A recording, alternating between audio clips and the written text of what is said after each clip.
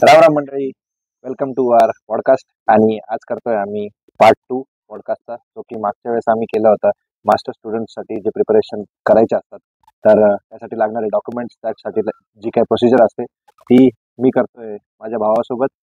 माझ्या भावाचं नाव आहे Atharva. Atharva, welcome to the podcast परत एकदा. येस. आणि जर तुम्ही पहिला पॉडकास्ट बघितला नसेल डॉक्युमेंट प्रिपरेशनसाठी तर नक्की बघा पार्ट 1. आज करतोय आम्ही पार्ट 2. आणि चला तर मग वेळ न वाया घालवता सुरुवात करूया. तर आजचा पॉडकास्टचा टॉपिक आहे की व्हिसा प्रोसेस कशी असते. व्हिसा प्रोसेससाठी लागणारे डॉक्युमेंटेशन तर आपण कव्हर केलेच आहे. त्या डॉक्युमेंटेशन पार्ट 1 मध्ये झाल्यामुळे याच्यामध्ये की व्हिसा प्रोसेस कशी असते, व्हिसा प्रोसेससाठी काय काय करावं लागतं ते आपण विचारूया अथर्वला. चला तर मग सुरू करूया आजचा पॉडकास्ट. तर मला सांग की मागच्या वेळेस जसं तू सांगितलं की डॉक्युमेंटेशन साठी एलओआर, ट्रान्सक्रिप्ट आणि कॉलेजचे मार्कशीट हे सगळं झालंय. आता आपण आलो होतो लास्ट Admit. पॉडकास्टच्या पार्ट 1 पर्यंत तुझ्याकडे ऍडमिट आलं. तर कॉलेजच्या ऍडमिट आल्यानंतर व्हिसा प्रोसिजर कशी असते, म्हणजे व्हिसा प्रोसेस काय असते पहिले ते सांग. विजाची प्रोसेस, विजा तर सिंपल आहे. आपल्याला कोणत्या पण कंट्रीत ट्रॅव्हल करायचं असेल बाहेर तर आपल्याला विजा लागतो, हे बेसिक तर हे सर्वांना माहिती आहे. तर मला एक सांग की व्हिसा कसा अप्लाय करायचा. सगळ्यात पहिली गोष्ट म्हणजे बेसिक पासून नीट सांग की व्हिसा अप्लाय कसा करायचा. VFS ग्लोबल म्हणून एक वेबसाईट आहे. VFS ग्लोबल थ्रू तुम्ही अप्लाय करू शकता आणि बेस्ड ऑन युअर लोकेशन, म्हणजे तुम्ही कुठले आहे. आता मी नाशिकचा आहे, त्यामुळे मला सर्वात जवळ मुंबई होतं. ओके, मग तुमचं जे पासपोर्टवरचं ऍड्रेस असतो किंवा तुमचं जे लोकेशन असतं त्याच्यानुसार जे जवळचं VFS ग्लोबलचं ऑफिस आहे तिथे तुम्ही अपॉइंटमेंट घेऊ शकता आणि ती तुम्हाला ऑनलाईन घ्यायला.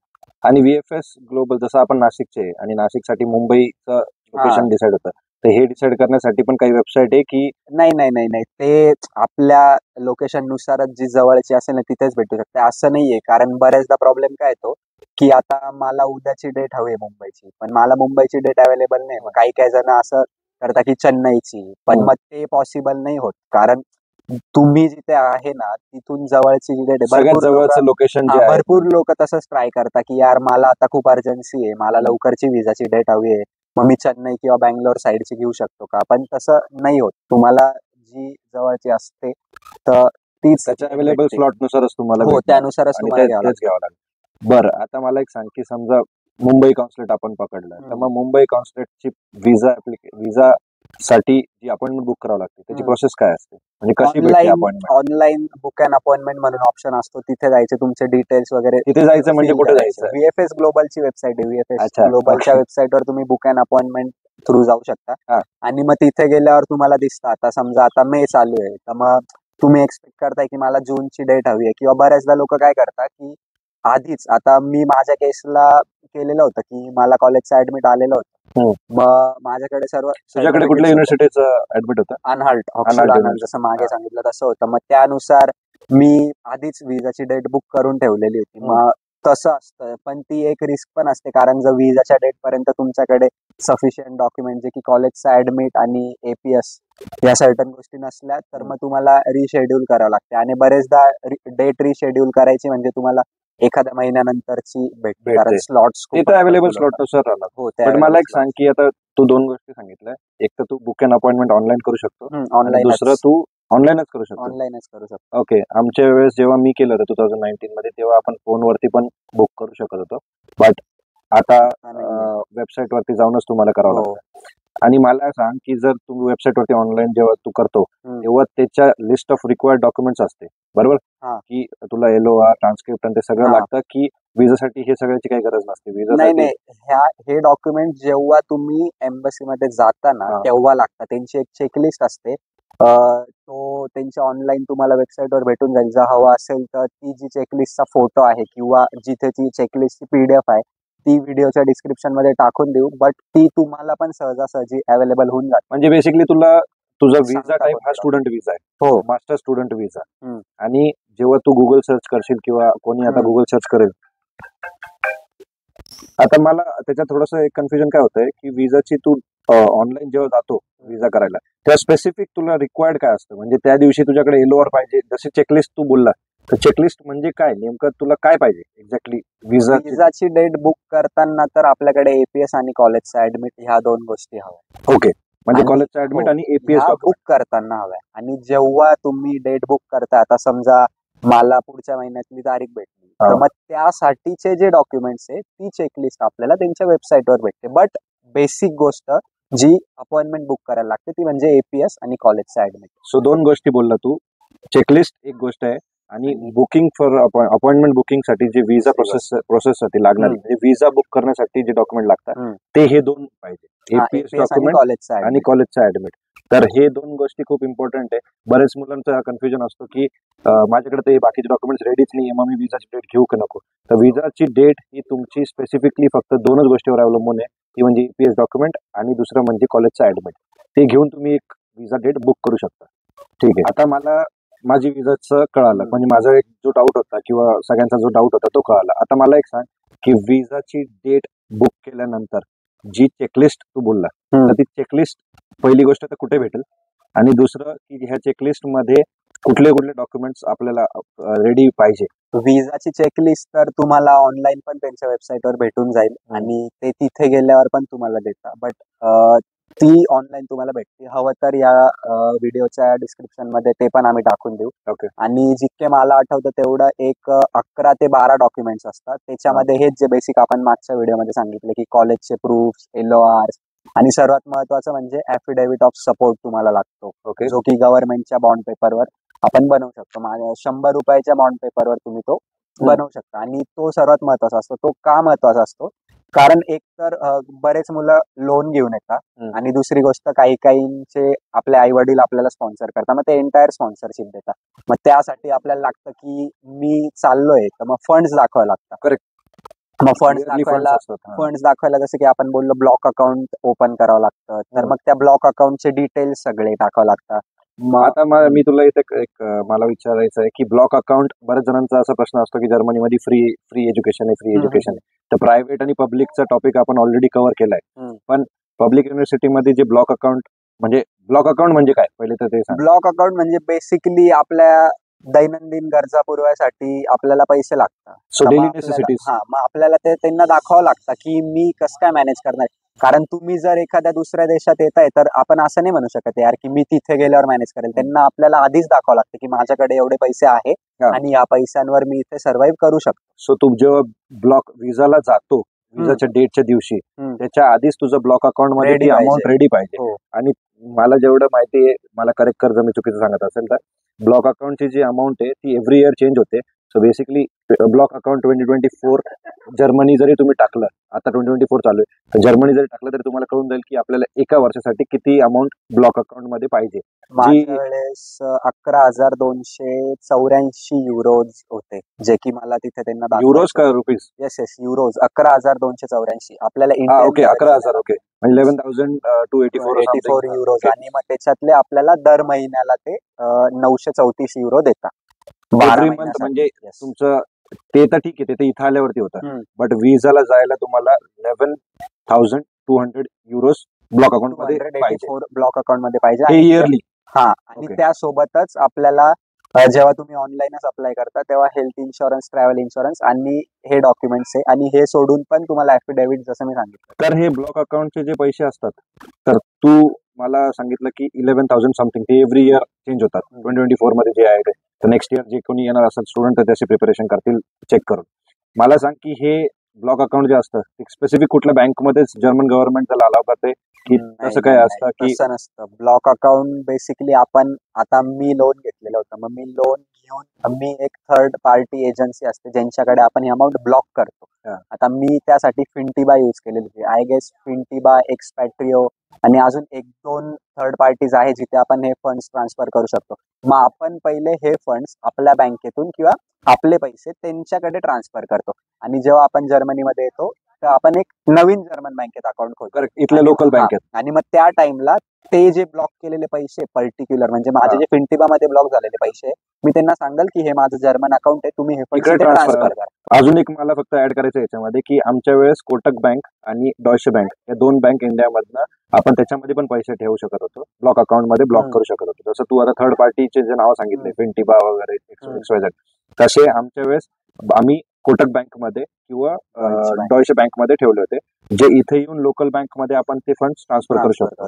ऍज पर 2019 आपण तर करू शकत होतो, म्हणजे मी 2019 आलो होतो. बट आता पण मी शुअर आहे की म्हणजे मला असं वाटतं की ते असू शकतं. असं नाही की फक्त थर्ड पार्टीज, जर ते तुमच्यावरती प्युअरली स्टुडंट्स वरती. माझ्या वेळेस मला नव्हती आयडिया, जसं की अभिजितने सांगितलं, तर मी जसं बोललो की मी कन्सल्टंट हायर केलेला आहे, मग मी त्यांच्या थ्रू. सो तुला कन्सल्टंटनी रेकमेंड केलं बेसिकली की हो. फिंटिबा यूज कर आणि that is much more cheaper किंवा वॉट एव्हर. म्हणजे ते फिजिबल होतं, त्यांना माहिती होतं सर्व त्याच्यातलं. मग ओके, सो बेसिकली तेच आहे. म्हणजे तुम्ही तुमच्यावर असतो तो कॉल की तुम्हाला फिंटिबा सारखं थर्ड पार्टी याच्याकडनं युज करायचं जे की सेफ आहे. असं काही नाही की ते लोकल बँकलाच सेफ असतात फिंटिबा किंवा थर्ड पार्टी, हे नाही, दोन्ही सेफ आहे. पण कोटक बँक थ्रू मी केलं होतं आणि यांनी फिंटिबा थ्रू केलं होतं. दोघांचा एक्सपिरियन्स चांगला आहे. दोघांचं चार्जेस वगैरे, फक्त तुम्ही जे काही हिडन चार्जेस आहे ते तुम्ही एकदा नीट चेक करून घ्या. तुमचं जे काही कॉन्ट्रॅक्ट बनतं किंवा जे काही डॉक्युमेंट असतं, प्रोसेसिंग फी म्हणतो आपण त्याला, ती फिंटिबाची वेगळी असेल आणि कोटक बँकची वेगळी असेल, ती तुम्ही चेक करून घ्या फक्त. ठीक आहे. तर ब्लॉक अकाउंट पर्यंत मला आता आयडिया आली आणि बाकी सगळे डॉक्युमेंट्स जे लागतात तर ते ब्लॉक अकाउंट पर्यंत आपण आलो होतो, LOR आणि ट्रान्सक्रिप्ट आणि सगळं. आता हे सोडून अजून कुठले मेन डॉक्युमेंट्स आहेत जे आपल्याला व्हिसा प्रोसेससाठी लागतात, तर ते थोडंसं प्लीज आम्हाला सांगा. पहिले आपले LOR, कॉलेजचे मार्कशीट, ब्लॉक अकाउंट झाले, स्पॉन्सरशिप लेटर झालं, आणि विजाचे जे फोटोज असतात ते विजाचे फोटो आणि पासपोर्ट तर ऑब्विस गोष्ट आहे, पासपोर्ट तर लागतोच. पासपोर्ट लागतो, आणि फोटोज जे असतात ते फोटोची साईज तिथे ऑनलाईन मेन्शन केली असते, किंवा तुम्ही आपल्या लोकल फोटोग्राफरकडे जरी गेला आणि त्याला सांगितलं की मला विजा फोटोज हवे. सो बेसिकली मास्टर स्टुडंट साठी जो विजाला तुम्ही जाता, स्टुडंट विजासाठी त्याचे एक स्पेसिफिकेशन्स असतात फोटोचे.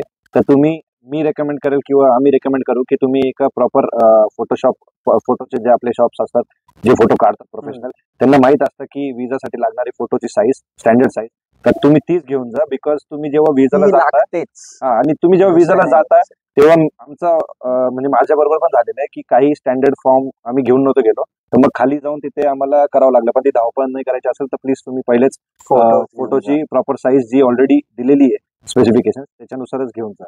आणि सर्वात महत्वाचं म्हणजे आपल्याला ऍप्लिकेशन फॉर्म आणि डिक्लेरेशन फॉर्म भरावा लागतो. तर विजा ऍप्लिकेशन फॉर्म मध्ये आपले जे डिटेल्स असतात ते डिटेल्स बरोबर पाहिजे, कारण समजा बाय मिस्टेक कधी ऍप्लिकेशन फॉर्मवरचं नाव, पासपोर्टवरचं नाव चेंज झालं किंवा थोड्याफार गोष्टी. आता माझ्या वेळेसच काय झालेलं, मी ट्रॅव्हल इन्शुरन्सला आय गेस स्टार्टिंग डेट ही 1 एप्रिलची टाकलेली होती, आणि मी जेव्हा मी नंतर माझे डॉक्युमेंट्स अपडेट केलेले होते, जसं की मी तुम्हाला सांगितलं मला पहिले विंटरचं ऍडमिट आलेलं, मग त्या टाइमला माझे ब्लॉक पैसे होते, तर मी नंतर अपडेट केले, आणि अपडेट करताना मी तिथे 3 एप्रिल ही डेट टाकलेली होती. तर मग तिथे ते लोक विचारतात पण की इथे ही 1 तारीख दिसते, इथे 3 तारीख दिसते. मग तेव्हा त्यांना मी सांगितलं होतं की मी रिक्वेस्ट केली होती की नाही असं असं होतं, तर मग माझी 3 आहे. मग तेव्हा ते तिथे चेंजेस करतात. ह्या छोट्या छोट्या गोष्टी, आपले स्पेलिंग झाले, आपलं नाव झालं, कॉलेजचं पण नाव झालं, कॉलेजचा ऍड्रेस झाला, या सर्व गोष्टी ज्या ऍप्लिकेशन फॉर्मवर टाकतो त्या एकदा व्यवस्थित स्पेसिफिकली चेक केलं पाहिजे. त्या म्हणजे हे तर माझी मायनर मिस्टेक होती की डेटची, तर डेटच्या मिस्टेक्स तर तिथं करून घेता. थोडंफार तुमच्या आता माझ्या पण सिटीचं मी क्यॉथेन होतं, तर मी टाकताना स्पेलिंग मिस्टेक ओव्हर उमलाउट नव्हता दिलेला, तर मग ते त्या लोकांनी केलं. ते लोक करेक्ट करता, पण मग कधी कधी असं होतं घाई गडबडीत त्यांना माहितीये, पण मग जर बाय चान्स त्यांच्याकडून एखादी गोष्ट मिस झाली ऍप्लिकेशन फॉर्म मध्ये, तर पुढे जाऊन प्रॉब्लेम्स येऊ शकतो. सो बेसिकली तुमचे स्पेलिंग्स, तुमचे नेम्स आणि आपले जे काही इंडियन गव्हर्नमेंटचे डॉक्युमेंट्स आहे किंवा तुमचे जे काही पासपोर्ट्स आहे आणि बर्थ सर्टिफिकेट वरती जे नाव आहे ते पासपोर्ट वरती आहे की नाही, ते ह्या सगळ्या गोष्टी तुम्ही प्लीज एन्श्योर करा. आणि नंतर धावपळ करण्यापेक्षा हे सगळ्या गोष्टी डॉक्युमेंट ऑलरेडी प्रिपेअर राहू द्या विजाला जायच्या आधी. ऍप्लिकेशन आणि डिक्लेरेशन पण महत्वाचे आहे. ओके, आता अजून एक मला त्याच्यामध्ये अजून एक मी तुला विचारायचं राहून गेलं माझ्या मागाच्या याच्यामध्ये की इन्शुरन्स रिलेटेड सांग की ट्रॅव्हल इन्शुरन्स आणि हेल्थ इन्शुरन्स हे विजाला घेऊन जायला कंपल्सरी असतं. कंपल्सरी. पण मग तुला ट्रॅव्हल डेट माहित नसते, मग तू कसं केलं होतं? जसं तू आता अंदाजे म्हणजे तुला एक सेमिस्टरचा स्टार्ट डेट माहित असते, त्या हिशोबाने तू फक्त 1 वीक आधी किंवा असं प्लॅन केलं होतं का? आपल्यावर. आता मी तुम्हाला तेच सांगितलं ना की माझ्या याच्यावर मी 1 तारीख पहिले टाकलेली होती, आणि नंतर जेव्हा मी डॉक्युमेंट्स वरची डेट अपडेट केलेली, कारण माझे ब्लॉक अकाउंट हे विंटर सेमिस्टरला काढलं होतं, म्हणजे ते मागच्या वर्षी काढलं होतं, तर मग त्यावर माझी डेट मागच्या वर्षीची होती. तर मग मला तेच वाटलं की उगाच काही प्रॉब्लेम्स नको यायला, त्यामुळे मी त्यांना फिंटिबाला रिक्वेस्ट केलेली की मला या डॉक्युमेंटवरची डेट चेंज करून हवी. तर मग तेच असतं की ट्रॅव्हल आणि हेल्थ इन्शुरन्स वरची जी डेट आहे ती तुम्ही आता माझा कोर्स 8 एप्रिलला सुरू होणार होता, तेव्हा मी त्या अंदाजे मला विजाची डेट भेटलेली होती, मग तिथून मी 1 महिना कॅल्क्युलेट केला, मला 1 मार्चची डेट भेटलेली होती, तर मग मी तिथून एक्सपेक्ट केलं की मला 1 एप्रिलला विजा येईल. ठीक आहे. सो बेसिकली तुझा कोर्स स्टार्ट व्हायच्या 1-1.5 आठवड्या आधी तू डॉचलँड मध्ये येशील, म्हणून मग तू ट्रॅव्हल इन्शुरन्स ते वरची तुमच्यावर पण आहे. जर समजा तुमचं सगळं रेडी असेल आणि तुम्हाला वाटलं की मला 1 ते 2 महिने आधी यायचं, तर ते पूर्ण कम्प्लिटली आपली चॉईस आहे. फक्त ट्रॅव्हल आणि हेल्थ इन्शुरन्स हा आपल्या सोबत पाहिजे. जेव्हा आपण ब्लॉक अकाउंटची जी पर्टिक्युलर अमाऊंट आहे ती दाखवतो, तर तो त्यासोबतच येतो. माझा फिंटिबा वरच ब्लॉक अकाउंटचं जे स्टेटमेंट होतं, त्या स्टेटमेंट सोबतच ट्रॅव्हल आणि हेल्थ इन्शुरन्स आलेला. तर ही गोष्ट खूप महत्वाची. कधी कधी घाई गडबडीत आपण विसरून जातो, तर ते एकदा चेक करून घ्या. ओके, आता थोडा आम्ही चहा घेऊया, कारण की थोडी थंडी वाजायला लागली. चहा आपण आणला होता, थोडासा हाफ वे आपण ऑलमोस्ट झालंय, तर चहा घेऊया आणि मग पुढे कंटिन्यू करू. बायको, धन्यवाद चहासाठी. आमची कॅमेरामॅन, आमची सपोर्ट पर्सन मागून आम्हाला सपोर्ट करते. बायको थँक्यू. आता थोडीशी मला खिचडी झाली, तर तू मला थोडंसं खिचडीसाठी मला एक स्पेसिफिकली सांग. डॉक्युमेंटेशन आपण बोलतोय विजासाठी लागणार आहे, तर विजासाठी जाताना मी जातोय आज, उद्या सकाळी मला विजा जायचंय, तर काय काय पाहिजे मला, लिस्ट ऑफ डॉक्युमेंट्स हे एकदा नीट सांग. लिस्ट ऑफ डॉक्युमेंट्स मध्ये तर सर्वात पहिले application form, declaration form, passport, जे पासपोर्टला लागणारे फोटोज आहेत ते, तुमचे 10वी. 1 minute, photos with specification please check करून जा वेबसाईट वरती. कुठले पण पासपोर्ट साईज फोटो घेऊन नका जाऊ, परत दुसरे काढावं लागतं. आणि 10वी 12वीचं सर्टिफिकेट, मार्कशीट, तुमचे डिग्रीचे सगळे marksheet, degree certificate, degree certificate नाही, मार्कशीट पण, first year, second year. Okay, तुम्ही जर आयएल्स तर सर्व IELTS प्लस जर्मन लँग्वेज असेल ते सोडून पण. सो 1 मिनिट, IELTS चं सर्टिफिकेट आणि जर्मन लँग्वेज प्रोफिशियन्सीचं तुमचं जेवढं जर पण तुम्ही दिले असेल तर, जर्मन लँग्वेज तुम्ही दिली असेल तर. बट जर्मन लँग्वेज असं काही नाही ना की विजासाठी एवढी लागते. IELTS सर्टिफिकेट आणि जर्मन लँग्वेज, जर्मन लँग्वेजचं ऑप्शनल असतं, म्हणजे जर्मन लँग्वेज कोर्स नुसार डिसाइड होतं. ठीक आहे. अजून तुमचं सर्वात महत्त्वाचं कॉलेजचं ऍडमिट लेटर. कॉलेजचा ऍडमिट लेटर असेल तर तुम्हाला, आणि मग त्याच्यानंतर तुमचे फायनान्शियल डॉक्युमेंट्स, म्हणजे जसं की पहिले आपण ब्लॉक अकाउंटचे जे बोललो, हेल्थ इन्शुरन्स, ट्रॅव्हल इन्शुरन्स, आणि तुमचं स्टेटमेंट की तुम्ही एवढे एवढे पैसे ब्लॉक केले, आणि मग ऍफिडेव्हिट जे स्पॉन्सरशिप राहील. आणि ती स्पॉन्सरशिप, आता माझ्या केसमध्ये मी लोन घेतलेलं आहे, तर मग माझ्या वडिलांच्या अकाउंटला लोन, सपोर्ट पर्सन होता. मग वडिलांचे पण डॉक्युमेंट्स, म्हणजे वडिलांचं पॅन कार्ड आणि वडिलांचे बँक स्टेटमेंट्स, जे मागच्या 6 महिन्याचे हवे. म्हणजे जर समजा तुमची 1 मार्चची डेट असेल, तर तुम्ही आयडियली 28 फेब किंवा 25 फेब पर्यंतचे तिथून मागच्या 6 महिन्याचे वडिलांचे बँक स्टेटमेंट पाहिजे. ओके.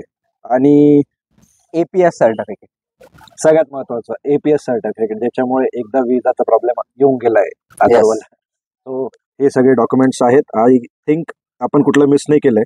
नाही. आणि loan sanction letter, disbursement letter, जर तुम्ही लोन घेतलं असेल तर, किंवा मग जर फुल्ली घरच्यांकडून सपोर्ट असेल तर मग तेवढंच ऍफिडेव्हिट. पण ऍफिडेव्हिट कंपल्सरी लागतं, तुम्ही लोन घेतला असेल तरी पण, आणि पूर्ण घरच्यांनी स्पॉन्सरशिप दिली असेल तरी पण. ओके, ठीक आहे. आता मला आयडिया आली, आणि आय थिंक सगळ्यांना क्लिअर असेल की डॉक्युमेंटेशन किंवा विजासाठी काय असतं. तर आय थिंक तुमचे कुठले काही प्रश्न असेल, किंवा याच्या हे सोडून पण काही तुम्हाला वाटत असेल की ही इन्फॉर्मेशन हवी, तर प्लीज मला कमेंट सेक्शन मध्ये कळवा. तर आता हे सगळे डॉक्युमेंट्स तू आम्हाला सांगितले, पण मला एक सांग की विजाची जी फी असते ती ऑनलाईन, जसं तू आम्हाला सांगितलं तसंच लगेच पे करायची असते की विजाला गेल्यानंतर पे करायची असते? विजाला गेल्यानंतर पे करायची असते. पहिले तुम्ही अपॉइंटमेंट घेता, अपॉइंटमेंट घेतल्यानंतर तुम्हाला त्यांचा ऍप्लिकेशन फॉर्म येतो, जो की प्रिंट करावा असतो, ज्याच्यावर तुमचे डिटेल्स असतात. तर स्लॉट देतात ते, बेसिकली या तारखेला या वाजता तुमचा स्लॉट आहे. आणि मग जेव्हा तुम्ही तिथे जाता, तिथे गेल्यानंतर मुंबई कॉन्सुलेटला तिथे बसायचं, आणि मग माझा 11:30चा स्लॉट होता, तर ते 11:30ला किंवा त्याच्यात 10 मिनिटं आधी अनाउन्समेंट करतात. मध्ये जायचं, मध्ये गेल्यावर डॉक्युमेंट्स शो करायचे त्यांना. डॉक्युमेंट्स शो केल्यानंतर तुम्ही पहिले A पॉइंटवर जाता, A पॉइंटला डॉक्युमेंट चेक होता, सेट लावता, तिथून B ला जाता. B ला गेल्यानंतर डॉक्युमेंट्स चेक करता, आणि B ला गेल्यावर तुम्हाला कॅश पे करावं लागतं. आणि डीडी आणि चेक ह्या गोष्टी आधी होत्या, पण आय एम नॉट शुअर की ते आता आहे का नाही, कारण माझ्या वेळेस तर कोणी डीडी आणि चेकने पेमेंट केलेलं नव्हतं, तर आय विल मी- रिकमेंड की ओके सॉरी कॅश घेऊन जा. तुमच्या वेळेस होतं हो. जसं की नाही मला माझ्या बरोबर झालेलं आहे. मी कॅश आणि क्रेडिट कार्ड घेऊन गेलो होतो आणि डेबिट कार्ड पण डेबिट कार्ड आणि ते काहीच ऍक्सेप्ट करत नव्हते. पण ते स्पेसिफिकली मेन्शन केलेलं होतं वेबसाईटवर, जे माझी चुकी होती, मी मिस केलं होतं. त्यांना डिमांड ड्राफ्ट पाहिजे होता, जे आता याच्या वेळेस आय थिंक कॅश मध्ये. हा मी रेकमेंड करेन की कॅशच येईल. आणि कॅश पण तुम्हाला माझ्या वेळेस 7,236 रुपये लागले. तिथं वेबसाईट वरती दिलेली जाते की- वेबसाईटवर 7,200 लिहिलेले आहे.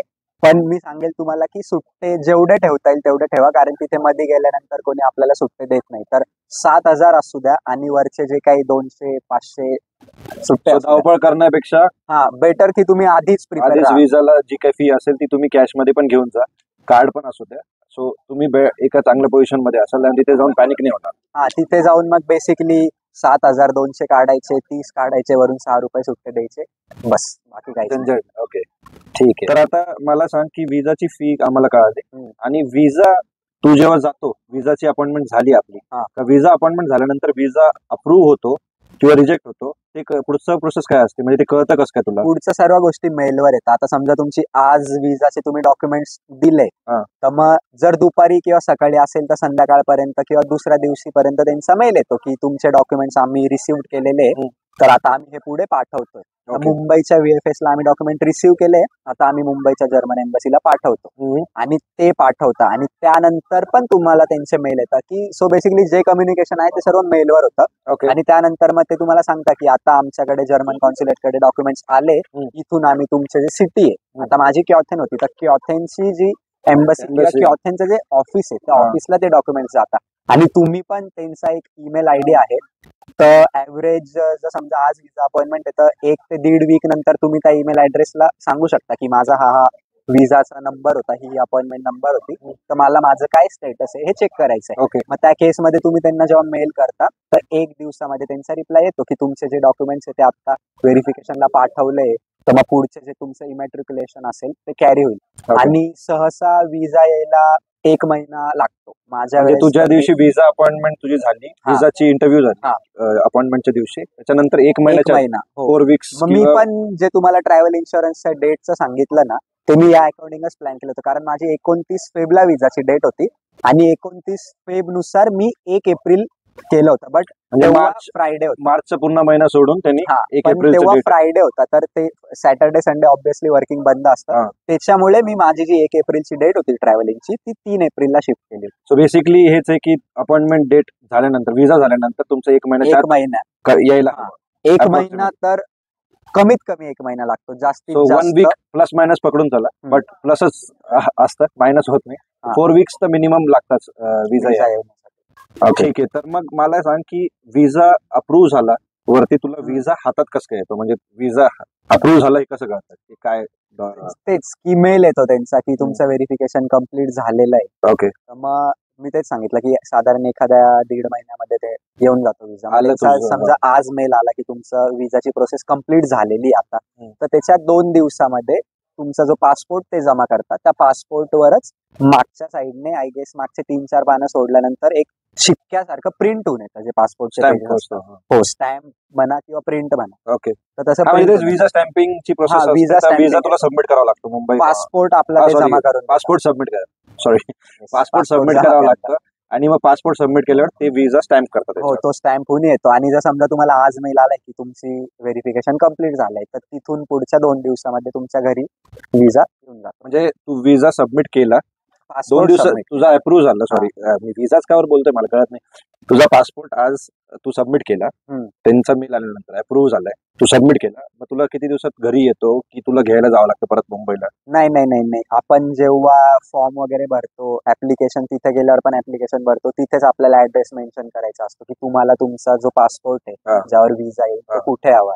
ओके. मग त्या जे पर्टिक्युलर आपण ऍड्रेस देतो त्याची ती फी पण घेतात, कुरिअर चार्जेस तुझ्या असतात. charges. आणि सर्वात महत्वाचं म्हणजे विजाची डेट बुक करताना तुम्ही प्रीमियम सर्व्हिस किंवा नॉर्मल सर्व्हिस ह्या 2 ऑप्शन्स असतात.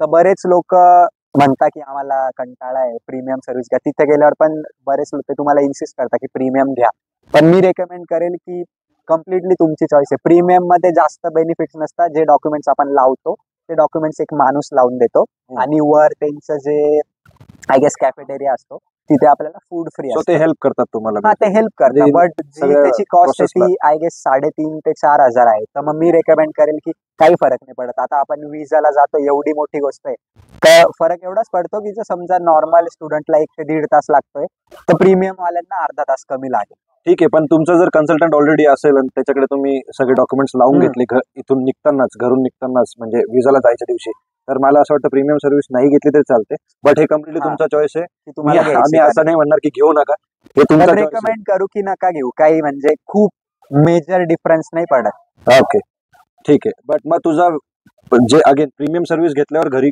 विजा येतो की तुला घ्यायला जावं लागतं? ते डिफरंट असतं. ओके, विजा तुमचा घरीच येणार, त्यासाठी तुम्ही चार्जेस पे करता. जेव्हा तुम्ही विजाची डेट बुक करता, तिथे तुम्हाला ऑप्शन असतात, एक SMS सर्व्हिस घेतो आणि एक कुरिअर घेतो. कुरिअर तर लक्षात ठेवा, SMS आणि कुरिअर ह्या 2 गोष्टी घ्या.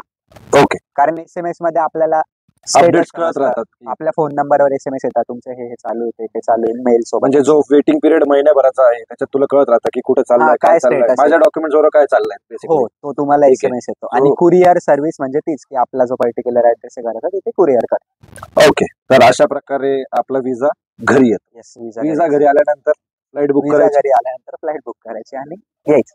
आणि लँड करायचं डॉइचलँडला. येस.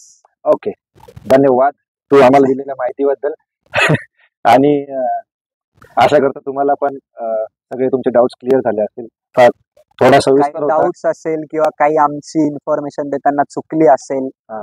तर आम्हाला कमेंट्स मध्ये कळवा, किंवा जर काही चुकलं असेल तर आम्ही आत्ता क्षमा मागतो, कारण आम्ही पण पूर्ण ह्या प्रोसेस मधले नाही, आम्ही फक्त आमचा अनुभव शेअर करतोय. ऍक्च्युली ते कसं आहे की हे पॉडकास्ट म्हणजे त्याच्यामुळेच मी पॉडकास्ट याला नाव दिलंय की ही इन्फॉर्मेशन आम्ही फक्त झालेले आमचे एक्सपिरियन्स शेअर करतोय, म्हणजे याला जे आलेले अनुभव, सो ती अपडेट पण होऊ शकते. काही तुम्ही कधी बघता व्हिडिओ त्याच्यावर डिपेंड आहे, आणि एव्हरी इयर ऑन इयर हे गोष्टी चेंज होत राहतात.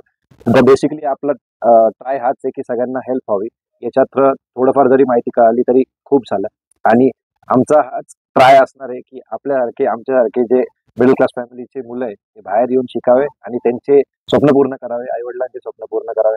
तर हा आमचा एक जेन्युइन ट्राय आहे त्याच्यासाठी. तर नक्की तुम्हाला काही फीडबॅक असेल तर तो तुम्ही कमेंट सेक्शन मध्ये ड्रॉप करा, आणि व्हिडिओ कसा वाटला ते कळवा. भेटूया आपण पुढच्या अशाच एखाद्या पॉडकास्ट मध्ये. आता आपण आलोय विजा प्रोसेस पर्यंत. आता विजा प्रोसेस झाली आणि फ्लाय करायला आपण रेडी आहे. पुढच्या पॉडकास्ट मध्ये आपण कव्हर करू की जर्मनीमध्ये आल्यानंतर त्याचा फर्स्ट मंथ कसा होता, त्याला काय काय चॅलेंजेस आले, काय काय प्रॉब्लेम्स आले, त्याला काय काय फेस करावं लागलं. लकीली तो समर मध्ये इथे आलाय म्हणून त्याला इतकं काही प्रॉब्लेम्स नाही आले, नाही वाटत. बट आपण ते सगळं कव्हर करू की इथे आल्यावरती काय काय प्रॉब्लेम्स होतात. तर तोपर्यंत एन्जॉय करा, आणि काही असेल फीडबॅक तर नक्की कळवा. Yes. भेटूया पुढच्या पॉडकास्ट मध्ये. तोपर्यंत जय महाराष्ट्र. जय महाराष्ट्र. थँक्यू.